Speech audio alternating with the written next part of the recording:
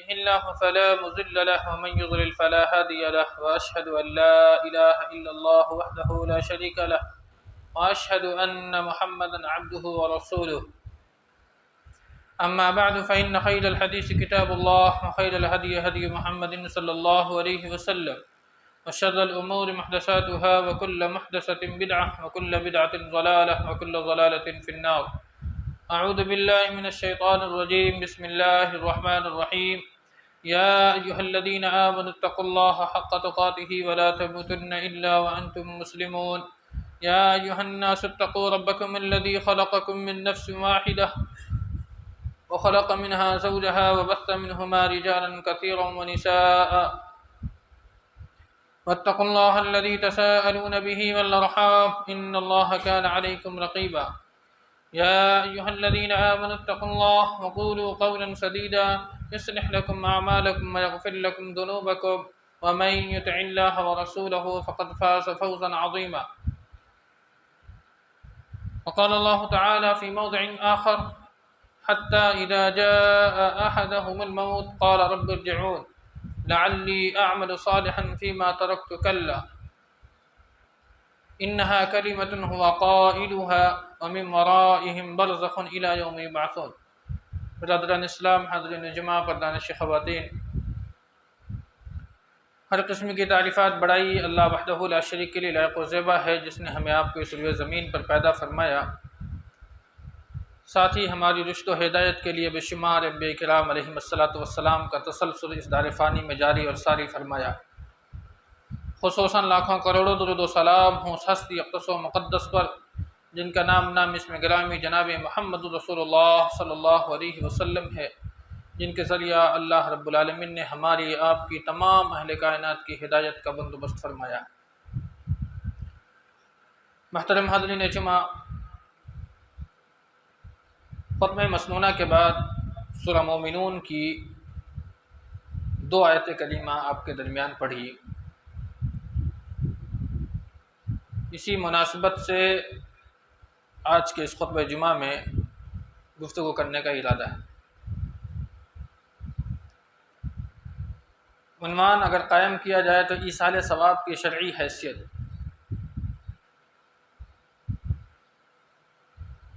عربی کے اندر ایصال کے معنی آتے ہیں پہنچانا، اور صابہ یصوبو کے معنی آتے ہیں لوٹنا، یعنی جو چیز جزا کے طور پر واپس پلٹ کر کے آتی ہے اسے ثواب کہتے ہیں۔ پوری ترکیب کا مفہوم ہو جائے گا ثواب کا پہنچانا۔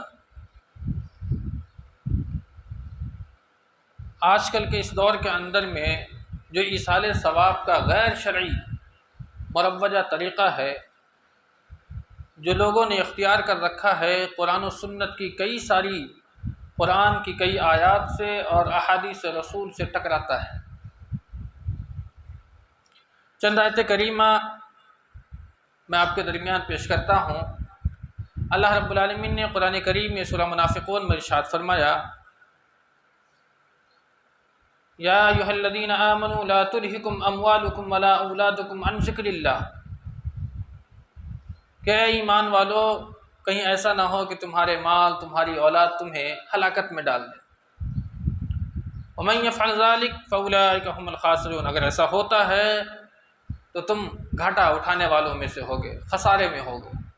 وانفقوا مما رزقناکم من قبل ان یأتی احدکم الموت فیقول رب لولا اخرتنی الی اجل قریب، اور اللہ رب العالمین نے جو تمہیں رزق عطا کیا ہے قبل اس کے کہ اللہ کے راستے میں خرچ کرو کہ موت تمہارے دروازے تک دستک دے دے۔ اور جب موت دروازے پر دستک دے تو اللہ رب العالمین سے فریاد کرے: لولا اخرتنی الی اجل قریب، کاش اللہ رب العالمین ہماری موت کو کچھ دیر کے لیے مؤخر کر دیتا تاکہ میں تیرے راستے میں صدقہ و خیرات کر کے آ جاتا، فاصدق واکن من الصالحین، تاکہ میں صدقہ کرتا، خیرات کرتا اور نیک لوگوں میں اپنا نام شامل کروا لیتا۔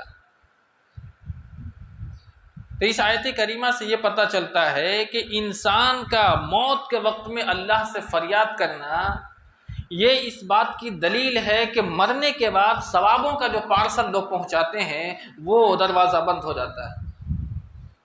اگر ثوابوں کا پہنچانا مرنے کے بعد بھی جاری اور ساری ہوتا تو انسان اپنے موت کے وقت میں اللہ سے یہ فریاد نہیں کرتا۔ دوسری آیت کریمہ، حتی اذا جاء احدهم الموت قال رب ارجعون، یہاں تک کہ جب موت ان کے پاس پہنچ جاتی ہے تو وہ کہتا ہے اے میرے رب لوٹا دے، رب ارجعون، کہاں لوٹا دے؟ چھوڑی ہوئی دنیا میں لوٹا دے، جہاں سے میں خیر آباد کر کے میدان حشر تک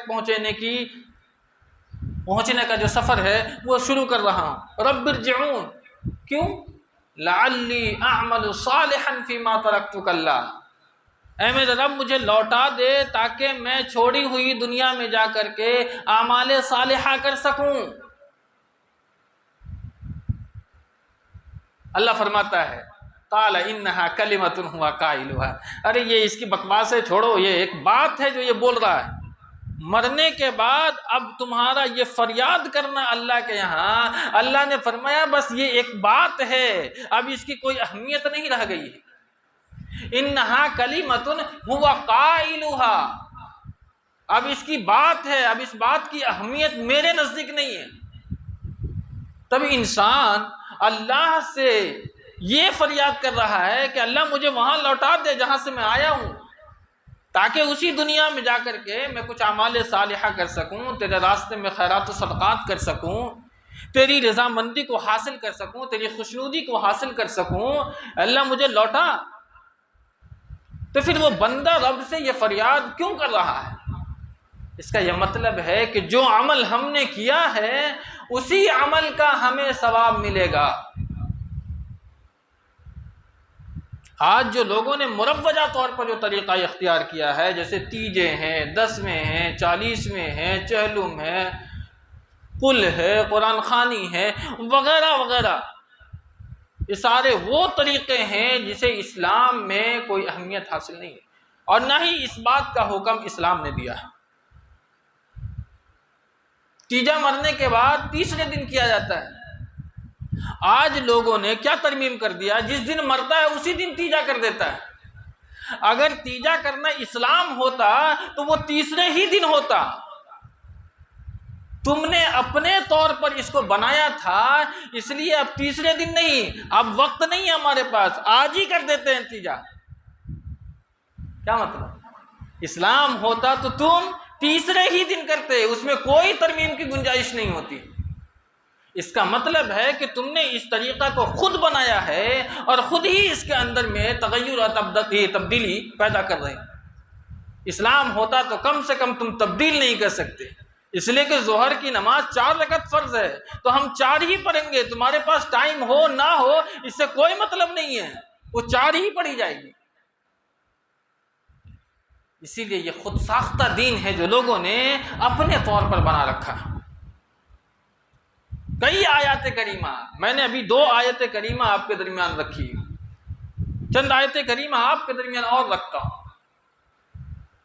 اللہ سورہ نجم میں فرماتا ہے وَأَن لَّيْسَ لِلْإِنسَانِ إِلَّا مَا سَعَىٰ وَأَنَّ سَعْيَهُ سَوْفَ يُرَىٰ، کہ انسان کے لیے وہی کچھ ہے، وَأَن لَّيْسَ لِلْإِنسَانِ یعنی انسان کے لیے کچھ بھی نہیں ہے، إِلَّا مَا سَعَىٰ مگر وہ چیز جس کی اس نے کوشش کی ہے، یعنی جو تم نے کوشش کیا ہے اللہ کے یہاں وہی پاؤ گے۔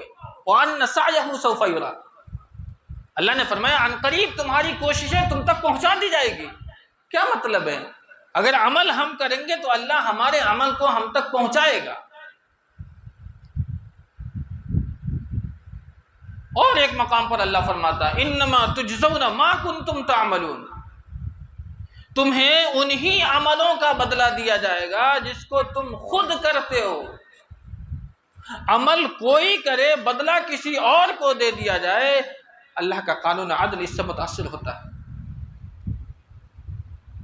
آپ کہیں مزدوری کریں اور آپ کی مزدوری کسی اور کو دے دی جائے، آپ برداشت کریں گے؟ تو پھر اللہ رب العالمین جو کہ انصاف کرنے والا ہے، اور اللہ فرماتا ہے انہی عملوں کا تمہیں بدلہ دیا جائے گا جس کو تم نے خود کیا ہے۔ ایک اور مقام پر اللہ فرماتا ہے وَلَا تَكْسِبُ كُلُّ نَفْسٍ إِلَّا عَلَيْهَا، تمہارا جو کسب ہے، تمہاری جو کمائی ہے وہ تمہارے لیے۔ اور یہ بات تو بہت ہی مشہور ہے کہ کل قیامت کے دن کوئی رشتہ دار کسی رشتہ دار کا بوجھ نہیں اٹھا پائے گا، اور نہ ہی کوئی رشتہ دار کسی کو ایک نیکی دے گا۔ اللہ صلی اللہ بنی اسرائیل میں فرمایا وَلَا تَزِرُ وَازِرَةٌ وِزْرَ أُخْرَىٰ، کوئی دوسرا ایک دوسرے کا بوجھ قیامت کے دن نہیں اٹھائے گا۔ اللہ فرمایا سورہ عبس کے اندر میں یوم یفر المرء من اخیہ وامہ وابیہ وصاحبتہ وبنیہ، میدان حشر کا وہ منظر ہوگا جس دن ماں، بیٹا، بھائی، باپ سب ایک دوسرے سے اپنا دامن چھڑا کر کے بھاگتا ہوا نظر آئے گا، کوئی کسی کو ایک نیکی دینے کے لیے تیار نہیں ہوگا۔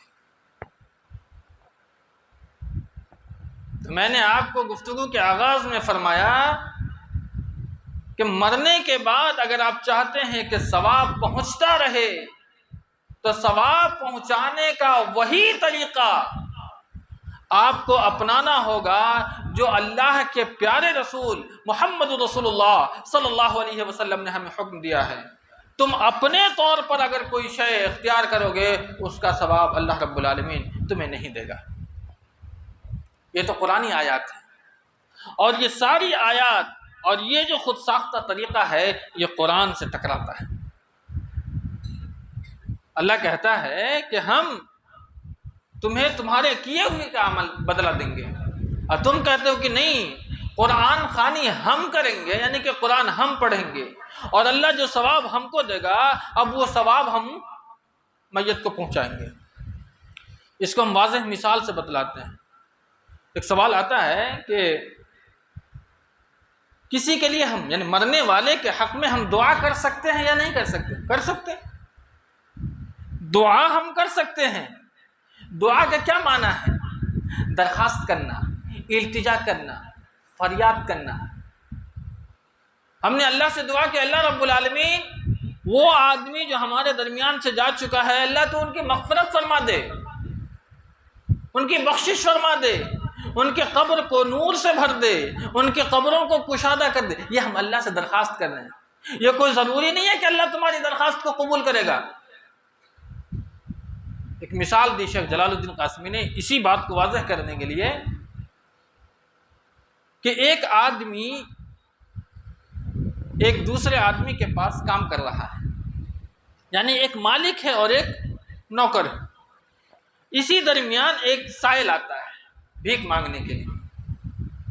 اب نوکر اپنے مالک سے کہتا ہے کہ دروازے پر سائل کھڑا ہے، آپ انہیں 1 روپیہ دے دیں، یہ درخواست کرنا ہے، آپ انہیں 1 روپیہ، 5 روپیہ، 10 روپیہ دے دیں۔ یہ نوکر نے مالک سے کیا کیا؟ درخواست کیا۔ اب مالک کی مرضی ہے وہ اسے دے یا نہ دے، اس میں نوکر کا اب کوئی دخل نہیں ہے۔ لیکن وہی نوکر اپنے مالک سے کہتا ہے کہ آپ میرے پیسے یعنی میری پگار میں سے اس سائل کو 5 روپیہ دے دیں۔ اب مالک کے اوپر یہ ذمہ داری بن جاتی ہے کہ اس کو دینا ہے، سمجھ رہے ہیں؟ یہ ذمہ داری بنے گی۔ اگر مالک نہیں دیتا ہے تو ناانصافی کر رہا ہے، اس لیے کہ وہ اپنے حق میں سے دے رہا ہے۔ یہ ہے دعا اور ایصال ثواب میں فرق۔ ہم اللہ سے اگر دعا کرتے ہیں تو گویا فریاد کر رہے ہیں، اب اللہ کی مرضی ہے اسے معاف کرے یا نہ کرے، لیکن جو ثواب ہمیں ملا ہے ہم اسے دے رہا اللہ کو، اے اللہ تو اس کو دے دے، یعنی اللہ کے سامنے حکم چلانا۔ اتنی باریک بھی نہیں ہے، اگر آپ پڑھیں تو انسان سوچو فکر میں مبتلا ہو جائے۔ اس لیے کہ اللہ نے قرآن کریم میں، نبی نے محمد رسول اللہ صلی اللہ علیہ وسلم نے احادیث مبارکہ میں آپ کو وہ طریقہ بتلایا ہے کہ آپ اپنے میت کے لیے کس طور پر کام کریں گے جس کا ثواب اللہ آپ کو پہنچائے گا۔ اب چند احادیث آپ کے درمیان رکھتے ہیں۔ ایک حدیث جسے امام مسلم نے کتاب الوصیہ میں لائے ہیں، عن ابی ہریرہ رضی اللہ تعالی عنہ قال قال رسول اللہ صلی اللہ علیہ وسلم اذا مات الانسان انقطع عنه عمله الا من ثلاث الا من صدقة جاریہ او علم ينتفع به او ولد صالح يدعو له۔ حضرت ابو ہریرہ فرماتے ہیں کہ اللہ کے رسول صلی اللہ علیہ وسلم نے فرمایا اذا مات الانسان، کہ جب انسان مر جاتا ہے، انقطع عنہ عملہ،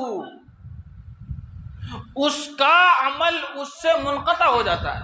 اب ترجمہ دیکھیں، انقطع عنہ عملہ، اس کا عمل یعنی کہ مرنے والے کا عمل اب اس سے کیا ہو گیا؟ منقطع ہو گیا، ختم ہو گیا۔ کیوں؟ اس لیے کہ مرنے والا اب نہ تو خود کوئی عمل کر سکتا ہے اور نہ ہی اس کی طرف کوئی عمل کر کے بھیجا جا سکتا ہے، عمل کا سلسلہ منقطع۔ دراصل یہ آیت کریمہ، یہ حدیث اس آیت کریمہ کی تفسیر ہے جسے اللہ نے سورہ بنی اسرائیل میں لایا۔ اللہ فرمایا وَكُلَّ إِنسَانٍ أَلْزَمْنَاهُ طَائِرَهُ فِي عُنُقِهِ وَنُخْرِجُ لَهُ يَوْمَ الْقِيَامَةِ كِتَابًا يَلْقَاهُ مَنشُورًا اقْرَأْ كِتَابَكَ كَفَىٰ بِنَفْسِكَ الْيَوْمَ عَلَيْكَ حَسِيبًا۔ اللہ نے فرمایا کہ جب انسان مر جاتا ہے تو اس کے دفتر اعمال کو ہم لپیٹ دیتے ہیں، یعنی وہ دفتر جو ہوتا ہے ہم اسے کیا کرتے ہیں؟ لپیٹ کر کے اس کی گردن میں لٹکا دیتے ہیں۔ اب اللہ خود آگے فرما رہا ہے کہ یہ جو دفتر ہم نے اس کے گردن میں لٹکایا ہے وَنُخْرِجُ لَهُ يَوْمَ الْقِيَامَةِ، یہ قیامت کے دن ہم اسے نکالیں گے۔ اب سمجھ رہے ہیں نا، جس تختی کو، جس دفتر کو، جس رجسٹر کو اللہ لپیٹ کر کے اس کی گردن میں لٹکایا، خود اللہ فرماتا ہے کہ اسے ہم قیامت کے دن نکالیں گے۔ کتابًا یلقاہ منشورا، ایک کھلی ہوئی کتاب کی شکل میں، اور اللہ فرمائے گا اقرأ کتابک، پڑھ اپنی کتاب کو۔ اب آپ بتائیں کہ جب دفتر اعمال لپیٹ دیا گیا، جو فرشتے لکھنے والے تھے وہ چلے گئے کرامن کاتبین، اب کون لکھے گا تمہارے عمل کو؟ جب دفتر اللہ نے لپیٹ دیا تو تم اللہ کے لپیٹے ہوئے دفتر کو کھولو گے، جبکہ اللہ کہہ رہا ہے کہ اس دفتر کو ہم قیامت کے دن کھولیں گے۔ حدیث پر اگر غور و فکر کریں تو ذہن بالکل کھل جاتا ہے۔ تو معلوم یہ ہوا اذا مات الانسان انقطع عنہ عملہ الا من ثلاث۔ اب تین چیزیں اللہ کے رسول صلی اللہ علیہ وسلم نے الگ کر دیا۔ وہ تین چیزیں کیا ہیں؟ صدقۃ جاریہ، اللہ نے مال دیا،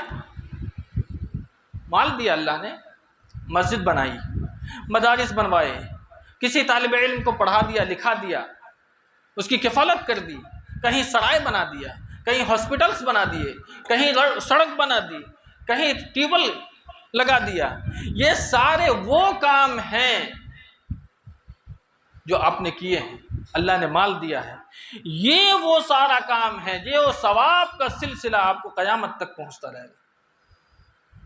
صدقۃ جاریہ، یہ وہ صدقہ ہے جو جاری رہنے والا ہے قیامت تک کے لیے۔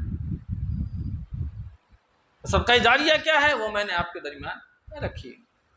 او علم ينتفع به، یا آپ نے ایسا علم حاصل کیا جس سے خود بھی فائدہ اٹھایا اور اس سے لوگوں کو بھی فائدہ پہنچایا۔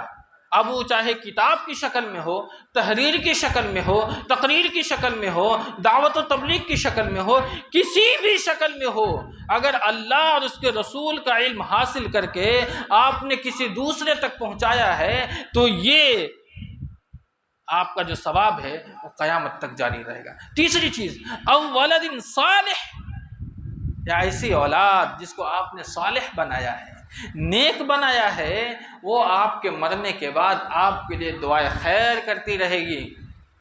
اس لیے کہ اولاد کو صالح بنانے میں باپ کا کردار ہے، ماں کا کردار ہے، تو یہ اس کا عمل ہے۔ اور اللہ فرماتا ہے وَمَا تُجْزَوْنَ إِلَّا مَا كُنتُمْ تَعْمَلُونَ، تمہیں تمہارے کیے ہوئے کا اللہ جزا دے گا۔ تو اولاد کو صالح بنانا یہ باپ کا عمل ہے، تو وہ اولاد اگر اپنے والدین کے حق میں دعائے خیر کرتی ہے تو اللہ رب العالمین اس کے ذریعے سے اللہ اس کی مغفرت بھی فرما سکتا ہے۔ یہ تین چیز ہے جس کے ذریعے سے میت کو ثواب پہنچتا ہے۔ اس کے علاوہ جتنے بھی طریقے رائج ہیں یہ سب کے سب غیر شرعی ہیں۔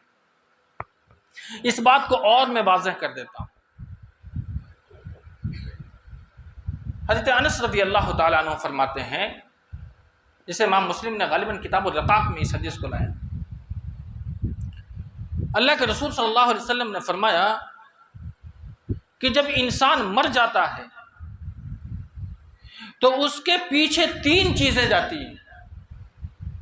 بہت غور سے سنے ہو، انسان جب مر جاتا ہے تو اس کے پیچھے 3 چیزیں چلتی ہیں، اہلہ ومالہ، اس کا اہل، اس کا مال، وعملہ، اور اس کا عمل۔ یہ 3 چیزیں انسان جو مر گیا اس کے پیچھے پیچھے چلتا ہے۔ فیرجع اثنان، حدیث کے الفاظ دیکھیں، 2 چیزیں لوٹ آتی ہیں۔ وہ 2 چیزیں کون؟ اہلہ ومالہ، اس کا مال اور اس کی اولاد لوٹ آتی ہے۔ وَيَبْقَى عَمَلُهُ، باقی کون رہتا ہے؟ اس کا عمل اس کے ساتھ باقی رہتا ہے۔ اب حدیث پر غور کریں، مرنے کے بعد کتنی چیزیں ساتھ گئی؟ 3۔ 2 چیزیں کیا ہوئی؟ لوٹ کے آ گئی۔ کون کون؟ مال اور اولاد۔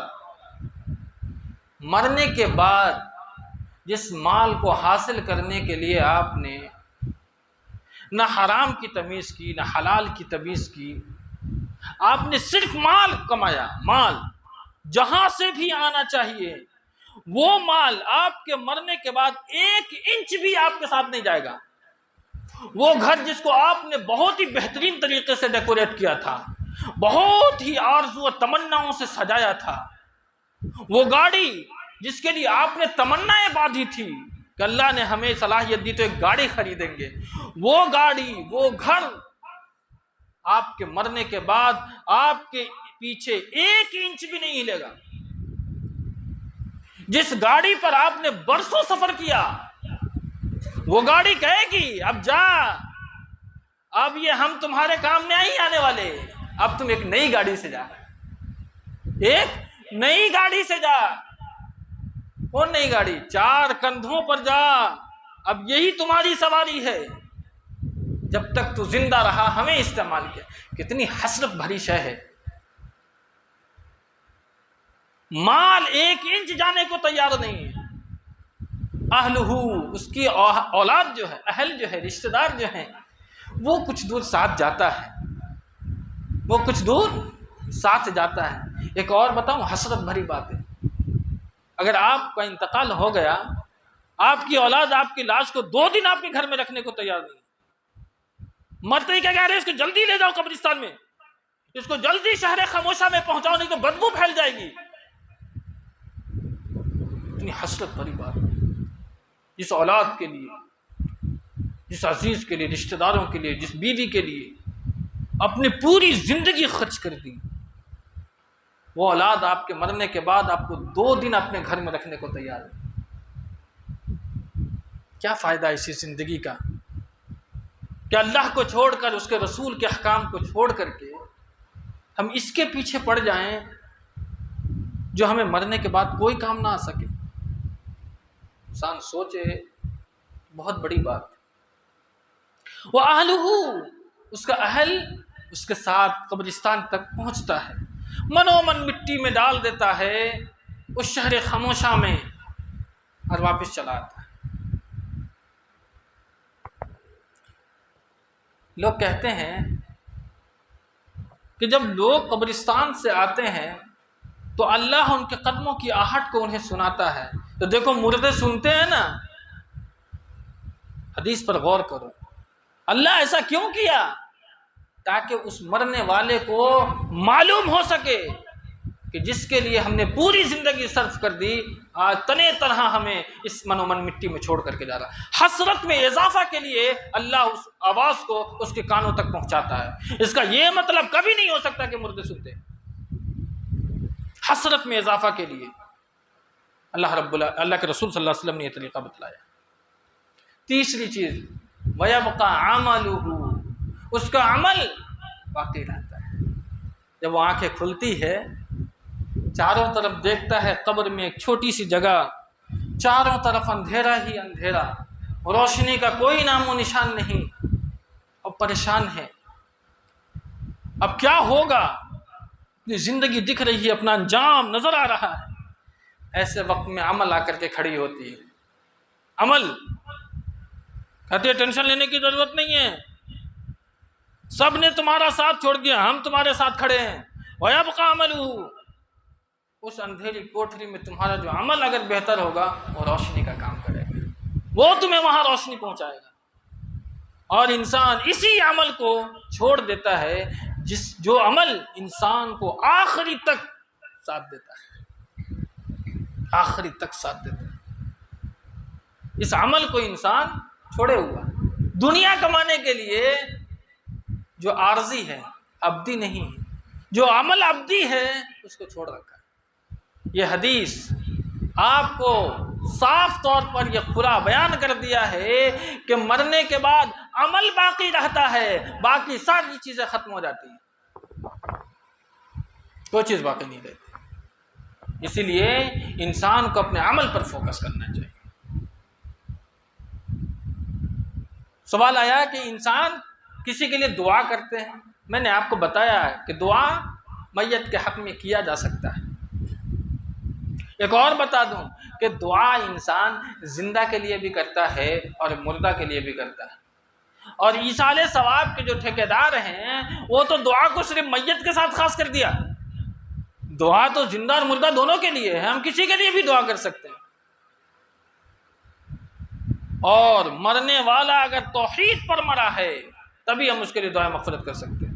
دلیل اللہ نے فرمایا سورہ توبہ میں، ما کان للنبی والذین آمنوا ان یستغفروا للمشرکین ولو کانوا اولی قربی، نبی کے لیے اور ایمان والوں کے لیے جائز نہیں ہے کہ وہ کسی مشرکین کی مغفرت کی دعا کرے۔ کوئی انسان اگر حالت شرک میں مر گیا ہم اس کے لیے دعا خیر بھی نہیں کر سکتے۔ اب آتے ہیں اس حدیث کی طرف جہاں شبہہ ہوتا ہے کہ نہیں مرنے کے بعد بھی ہم صدقہ و خیرات کر سکتے ہیں۔ ایک اہم بات اور آپ کو یہ بتا دوں کہ محدثین نے اس تعلق سے جتنی بھی احادیث ہے وہ وصیت کے باب میں لائے ہیں۔ محدثین کا اگر کسی حدیث کو ایک باب کے تحت نقل کرنا یہ خود ایک دلیل بن جاتی ہے، اور یہ ساری حدیثیں محدثین نے وصیت کے باب میں لائی ہیں۔ اس کا مطلب یہ ہے کہ انسان مرنے سے پہلے اپنے وارث کو وصیت کرے کہ میرے مرنے کے بعد ہمارے لیے کچھ کار خیر کرتے رہنا۔ اگر وصیت نہیں کی تو پھر وہ اولاد بھی آپ کے حق میں کچھ نہیں کر سکتی۔ صدقہ جاریہ کے لیے عمل کا ہونا شرط ہے۔ اب وہ چند احادیث جس کے درمیان لوگوں کو شبہ ہوا وہ یہ ہے کہ حضرت عائشہ فرماتی ہیں کہ ایک شخص اللہ کے رسول صلی اللہ علیہ وسلم کے پاس آیا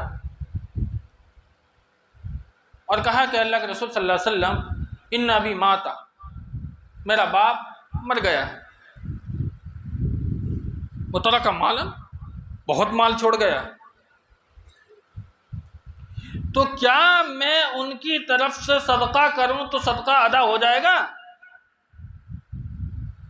اللہ کے رسول نے فرمایا کہ قال نعم، ہاں تم صدقہ کرو صدقہ ادا ہو جائے گا۔ اب یہ تو بات ہوا نا کہ مرنے کے بعد اگر ہم مرنے والے کے لیے صدقہ کریں تو صدقہ کی ادائیگی ہو جائے گی، لیکن اس حدیث کے جو الفاظ ہیں فَهَلْ يُكَفَّرُ عَنْهُ، کہ اس مرنے والے کے ذمے کفارہ رہ گیا تھا، کفارہ، تب جا کر کے اللہ کے رسول نے اجازت دی کہ اگر تم اپنے باپ کے چھوڑے ہوئے مال سے وہ کفارہ ادا کر دو گے تو کفارہ ادا ہو جائے گا، اس لیے کہ کفارہ تو قرض ہے